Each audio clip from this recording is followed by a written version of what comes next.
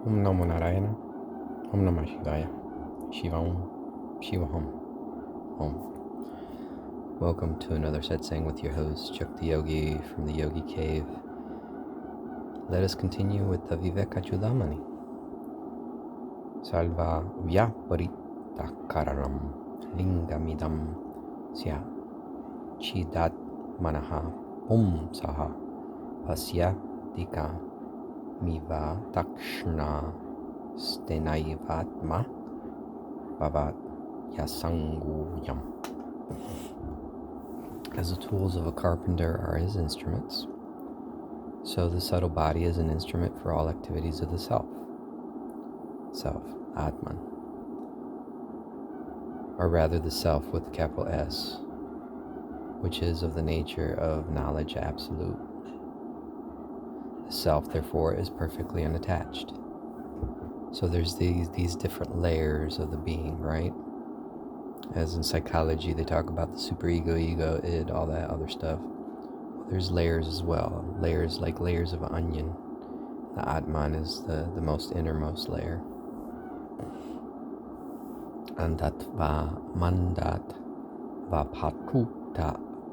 patut vadar maha saugunya vaigunya vashadi kakshushaha padir yamukat vamukastat taiva shrotra didharma natu veturat manaha. Blindness, weakness, or sharpness of the eye are conditions merely due to its defect or its fitness. So too deafness, dumbness, etc. belong to the near ear, to the ear. These attributes can never belong to the self. So they're not the source. They're just consequences. Uchvasanihi shvasa vijrin banakshut Parasyanda nad yut kramanna dikaha kriyaha pranadikarmani vadanti dajnyaha paranasya dharma vashana pipasi.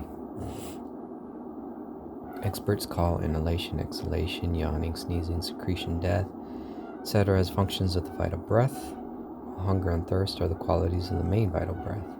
So again, we're talking about the physiology from the perspective of the Indian perspective, that the body is animated by vyanas, or by pranas rather, which is vital airs. Antah karana medeshu kakshura dishu varshmani ahamitya bima nena nishtatya vasa tejasa. The inner organ has its seat of expression in the sense organs such as the eye, etc. Identifying them with this as I, it exists by the reflection of the self on it. So therefore, this individual ego is a shadow, a reflection of the self, with the capital S. It's like on the surface of a deep ocean. Anhankarana ahankaraha savishne yaha kalta puktami manyanyam sattva diguna yogena chava sta traya mana mashnude. Know that this is ego, which identifying with the body becomes the doer or the experiencer, and in conjunction with the gunas, such as sattva, rajas, tamas, this ego assumes the three different states of waking, dreaming, and deep sleep. So going back to the gunas, the Sankhya philosophy, one thing is united with the other as far as states of consciousness, and the gunas, or the states of activity, lightness, or torpor. Vishayana manukulye suki duhuki viparyaye sukham duhukam cha tad dharmaha sadanandasya natmana. When the sense objects are favorable, the situation is happy. When they are unfavorable, it is miserable. Happiness and misery are therefore the characteristics of the ego, do not belong to the self, which is ever blissful. Therefore, the ups and downs of life, those are just part of the playground, part of the theater of the playground.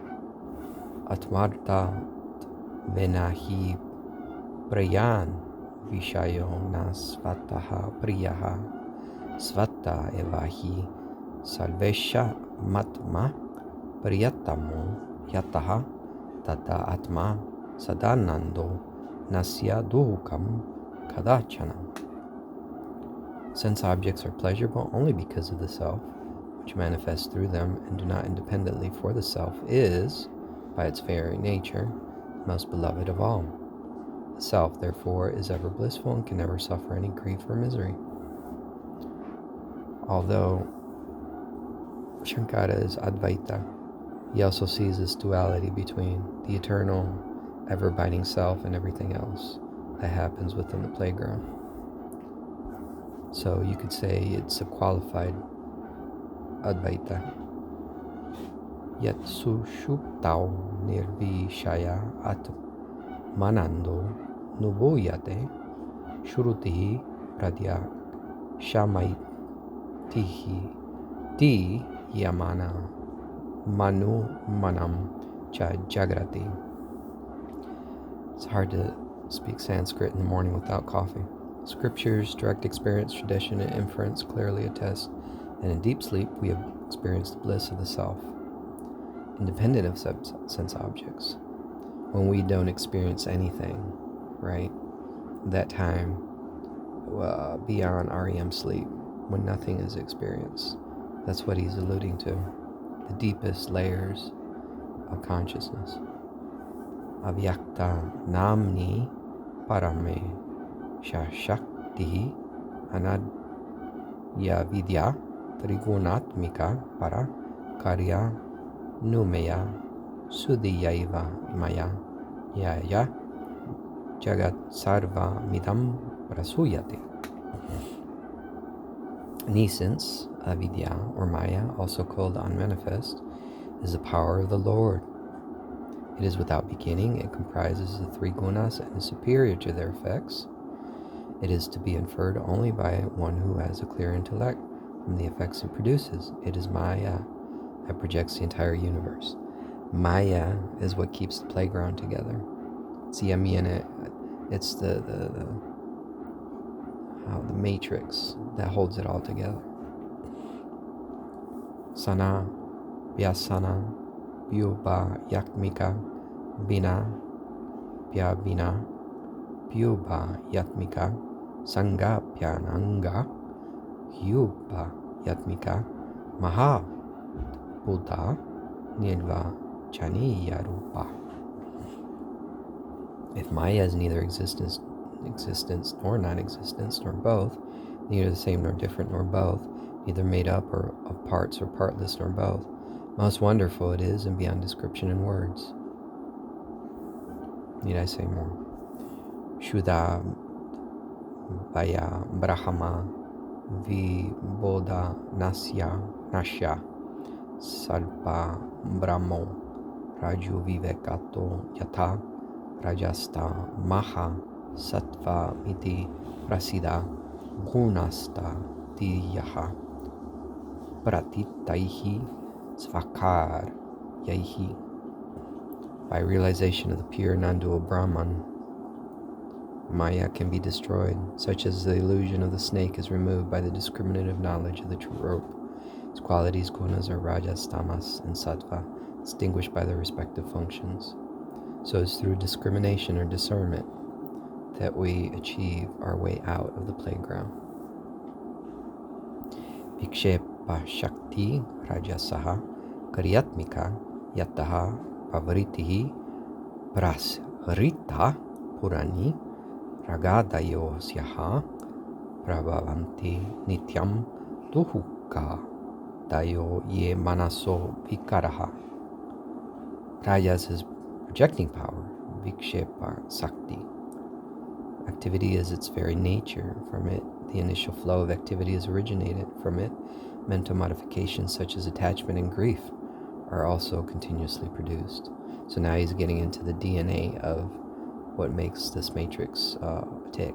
And I'm going to leave it there because he's very thorough, because he's a Brahmin. Om Namo Narayan, Om Namah Shivaya, Shivam, Shivahom, Jai Ma, Jai Mahakal. Till next time.